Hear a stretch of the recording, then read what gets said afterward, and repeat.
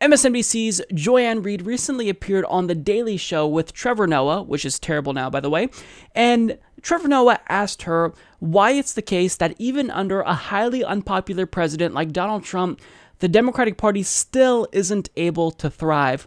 And her answer, predictably, was atrocious. She, as she typically does, gave the Democratic Party the worst possible advice.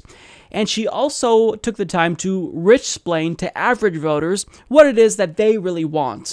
Let's pivot and talk about the Democrats then, because you would think in any other time, in any other place, going up against Donald Trump would mean you are a shoo-in, right? You're going to win this thing, you're going to take it all. And yet it feels like the Democrats themselves are experiencing rifts, they're experiencing a lack of focus. It doesn't seem like there is a concrete message that's going to move them forward. Well, this is the Democrats. I mean, this is kind of who they are. They're very disorganized. The Democrats are not, they're not good at the sort of go for the jugular, hard-nosed politics they used to be. Right. Back when the Democrats were more of sort of an ethnic party. They were kind of an ethnic white, ethnic black, ethnic party generally. Now they're a party that's looking for consensus, and they look for it, you know, so desperately that they never really come up with a coherent frame for themselves. What do you mean when you say that?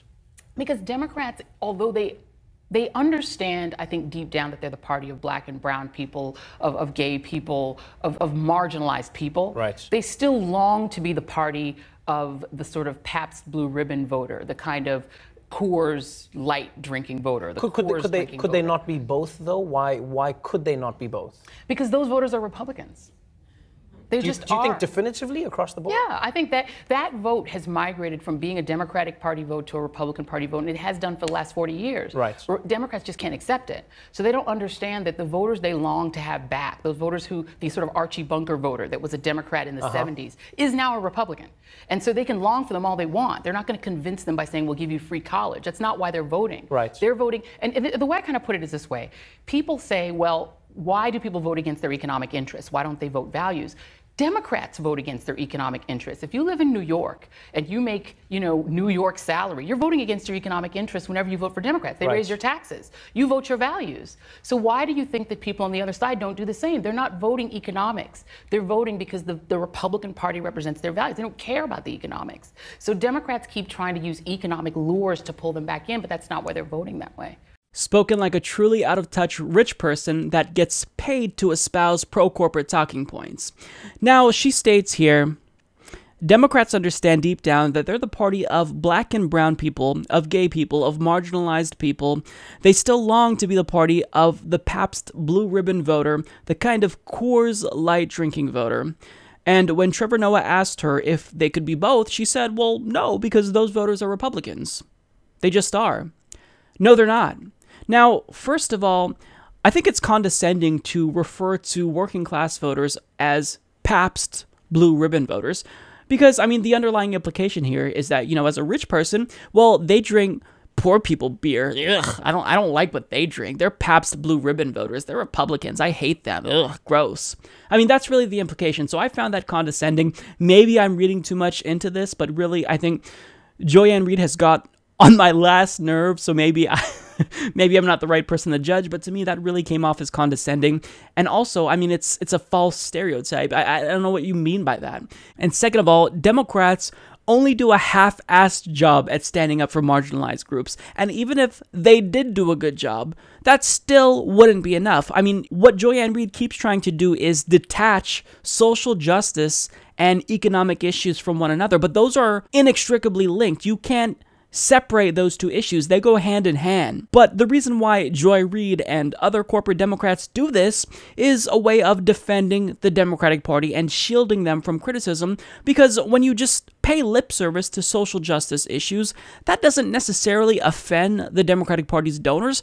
But if they really wanted to take a stand and truly fight against economic injustice and really represent the issues that disproportionately impact marginalized minorities, then that would actually piss off their donors. So they can't do that.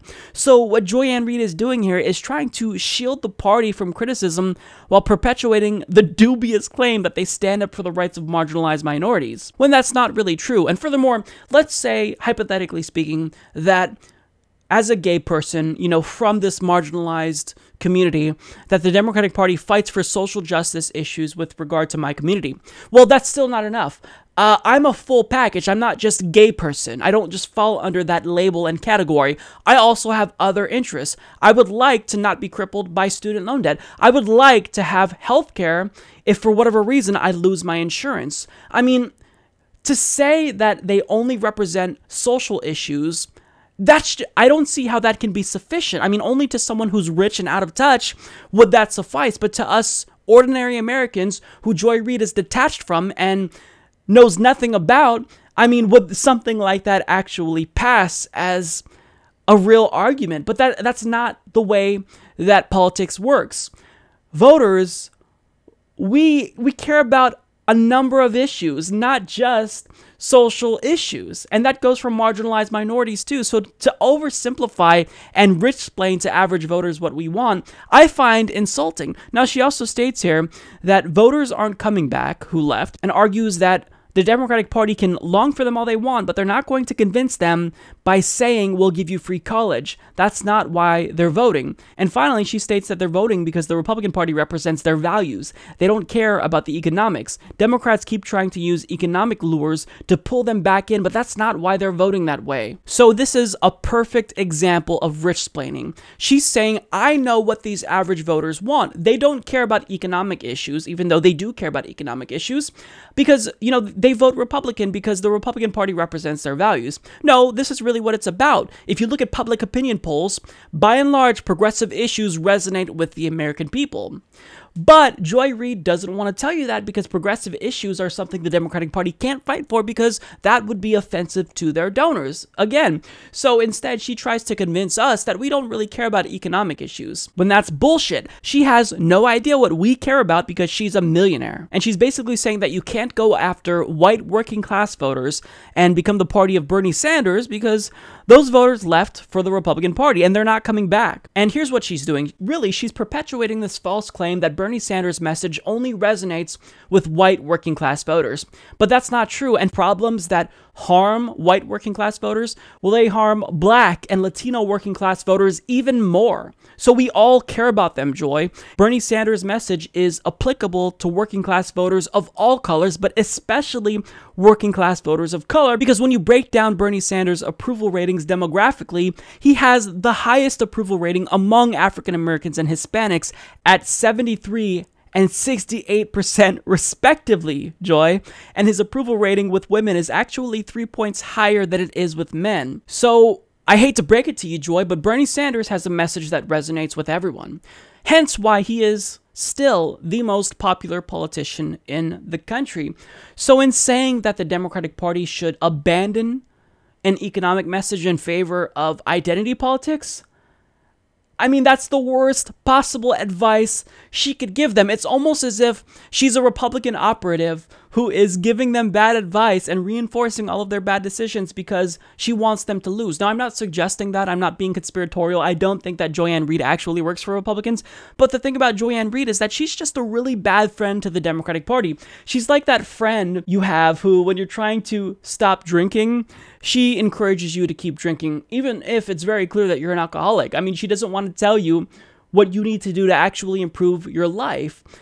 And that's not good. I mean, Joy Reid, all she does is Richsplain, and she's trying to make all of us see the world the way that she sees it, when that's not the way that we see the world, Joy. You're a millionaire.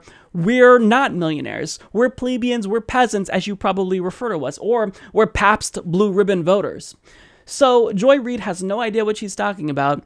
And to have people like Trevor Noah and other mainstream news networks giving her a platform as she continues to espouse false information, it's really harmful.